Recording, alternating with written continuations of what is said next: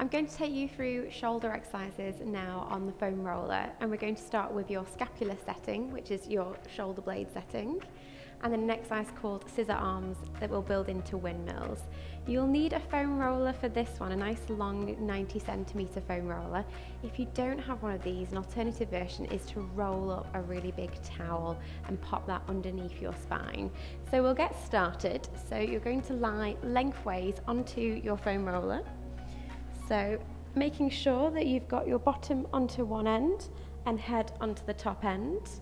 And just lying here, we'll do a couple of pelvic tilts. So you'll rotate your pelvis as if you're pulling your pubic bone up towards your belly button, and then rotate it the opposite direction, creating a little arch in your back. And then find that nice flat back position where you'll tip up. So pubic bone stays higher than the hip bones here. Feet can be a little bit wider than your pelvis width if you want for a little bit of extra support. And then we'll float our arms up towards the ceiling. Palms can face in. Here we'll start with your scapular settings. This is where I want you to think about your shoulder blades.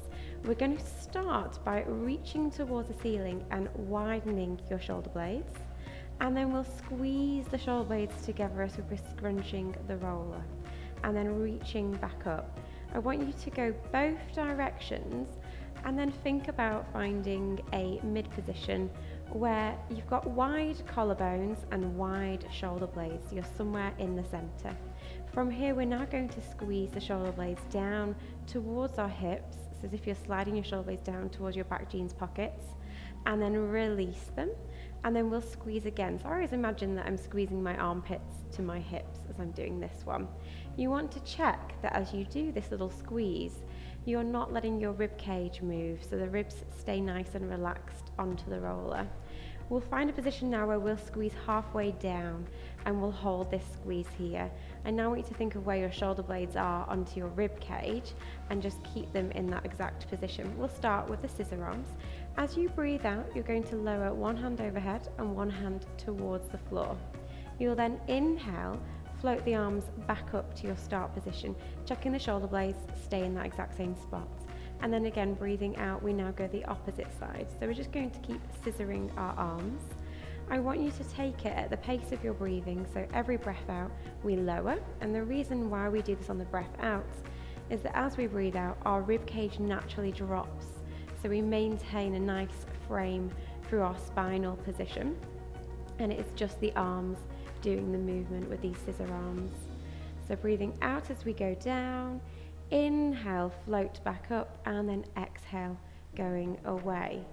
And you're checking that you don't go so far that you let your shoulder blades pop up towards your ears. So you're not shrugging your shoulders to get the arm to go lower. So you will feel a restriction to a certain point, but again, it's to watch that we don't let the shoulder blade lift, the armpit lift to take our hand down. So you're keeping the armpit squeezing down towards the hip as we reach overhead. Now we're going to take it into windmills. So you'll reach away into your scissor arms. Your back should still be flat, tailbone tucked, ribs down. We're now going to slide both hands around, windmilling our arms. So one arm is lifting, one arm is lowering. We circle them around into this semicircle, and then we scissor back through the middle. And we'll continue the same direction now. So you scissor your arms down, and then take them around to the sides. As we go around through our windmills, I want you to see how low you can take your hands towards the floor, and we're also checking that the shoulder blades don't pop up towards the ears again. So shoulder blades are gliding down to back jeans pockets. We circle around at the same time, nice big swoop around, and then come through, and then we'll change direction, we'll go the opposite way. So we'll scissor the opposite way, and then circle all the way through, taking your time, enjoying the stretch into your arms as you do this one. Scissor back through the middle now. Go all the way, and then windmill around to the sides.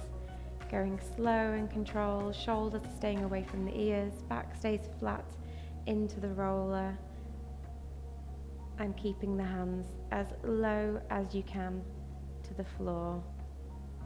And with these exercises, You can go for about 10 repetitions in each direction. So we could go for 10 scissors and then 10 windmills both ways.